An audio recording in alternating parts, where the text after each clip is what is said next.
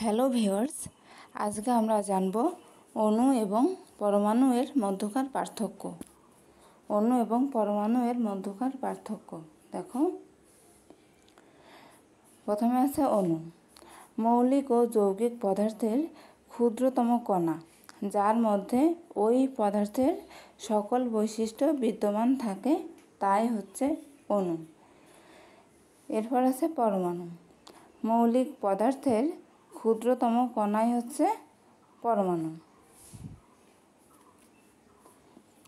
তারপর দেখো, অণু রাসায়নিক বিক্রিয়ায় অংশগ্রহণ করতে পারে না, আর পরমাণু রাসায়নিক বিক্রিয়ায় সরাসরি অংশগ্রহণ করতে পারে।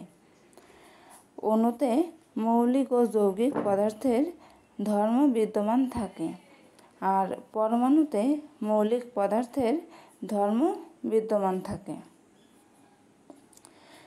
তারপর আছে অণুর স্বাধীন সত্তা আছে, আর পরমাণুর স্বাধীন সত্তা নেই। অণুর উপাদান অসীম, আর পরমাণুর উপাদান হচ্ছে 118টি।